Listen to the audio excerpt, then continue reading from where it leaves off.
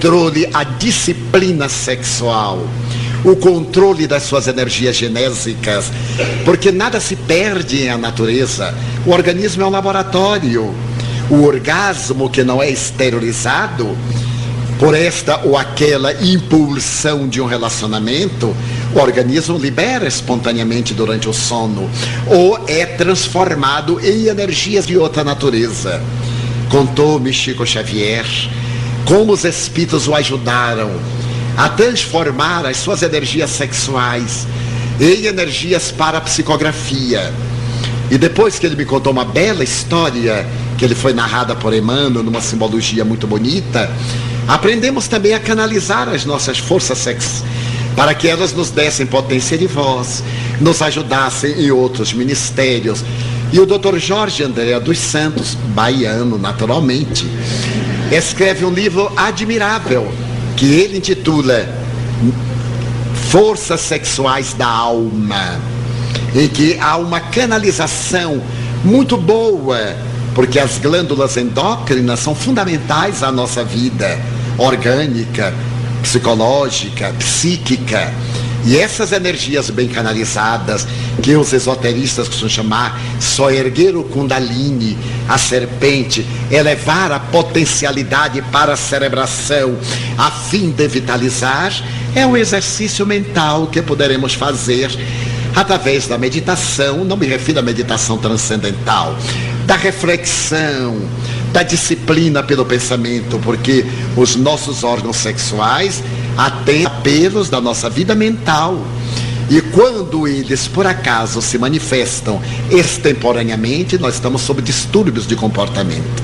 As forças sexuais são muito importantes para o exercício da mediunidade. E elas podem gastar-se sem qualquer prejuízo. Quando as pessoas têm uma vida sexual que não é saudável, e eu me refiro que um casal, parceiros que vivem com dignidade, vivem castidade. Porque não é o intercurso sexual que desgasta as glândulas.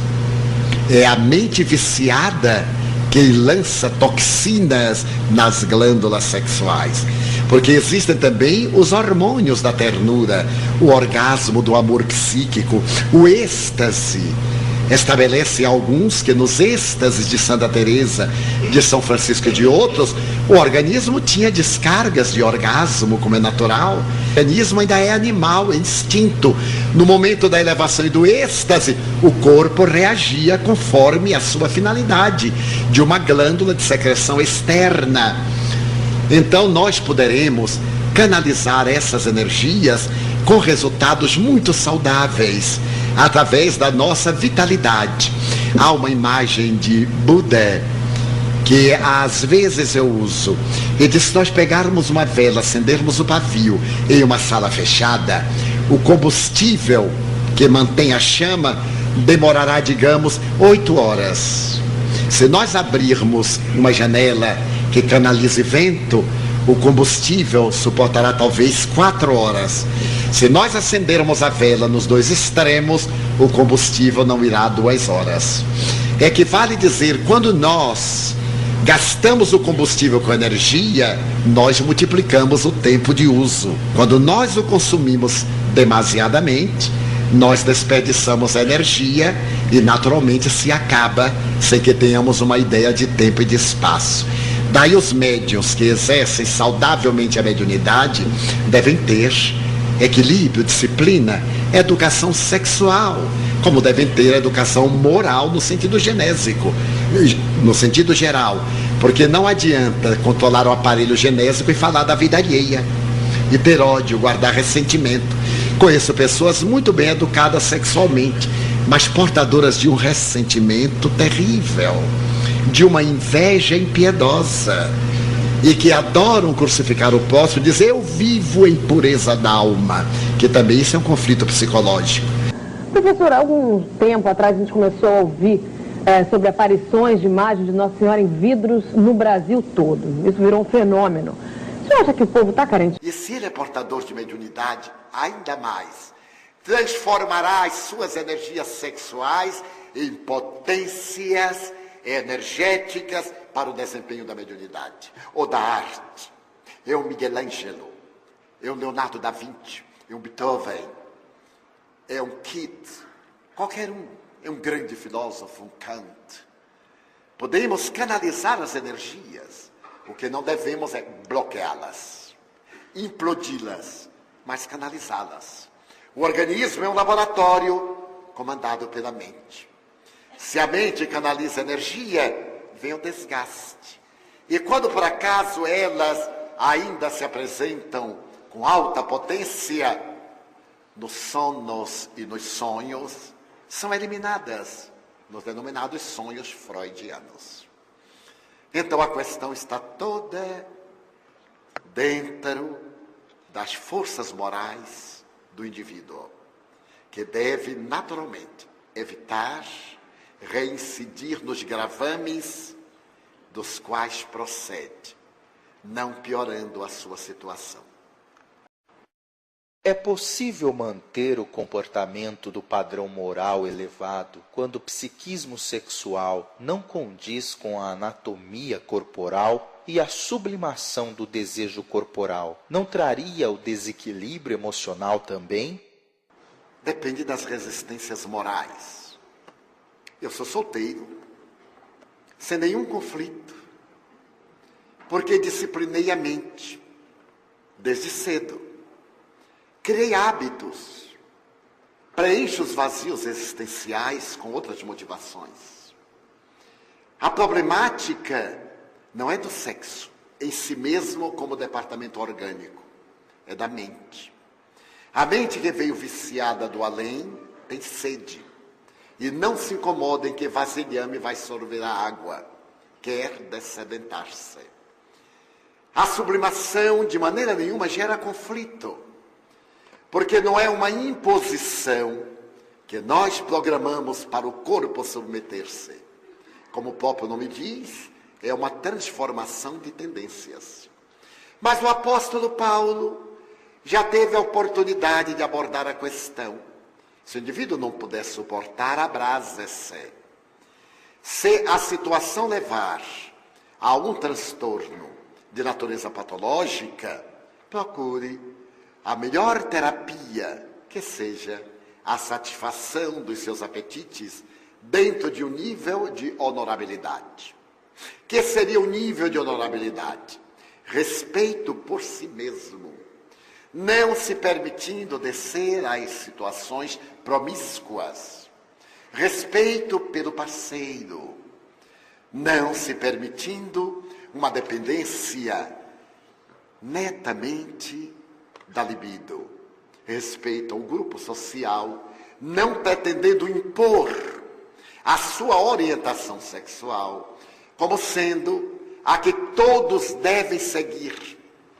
Porque invariavelmente quando nós temos determinado tipo de comportamento e o consideramos normal e deve ser natural, desejamos consciente ou inconscientemente que o mundo mude para estar do nosso lado, quando os outros têm também os seus comportamentos e as suas orientações sexuais. Eu diria àqueles que se encontram nessa transição entre as experiências anteriores e a conquista da paz, que preenchendo as suas horas mentais de ação dignificante, terão um grande contributo para cada dia superar a tendência perturbadora, até o momento em que as suas resistências lhe permitam o equilíbrio. No dia quando encontrar o amor lhe dirá a melhor maneira de comportar-se. O amor e não a paixão. O amor e não o desejo. O desejo tem a rapidez do combustível que vai queimado nas labaredas da ansiedade. O sentimento é o estado de plenificação que dura quando passa o apetite. Normalmente eu coloco a questão nos seguintes termos. A pessoa é casada, o homem, e apresenta-se-lhe um câncer prostático. Faz uma cirurgia radical. A partir deste momento, muda-se-lhe a reação orgânica. como estava ele exercitado na função sexual do intercurso. E agora, esse intercurso, por razões ponderáveis dos hormônios, já não pode acontecer. O que fazer? Enlouquecer? Há milhões de indivíduos nessa situação. A mulher que fica viúva, ou o homem, como comportar-se? É uma questão de hábito mental.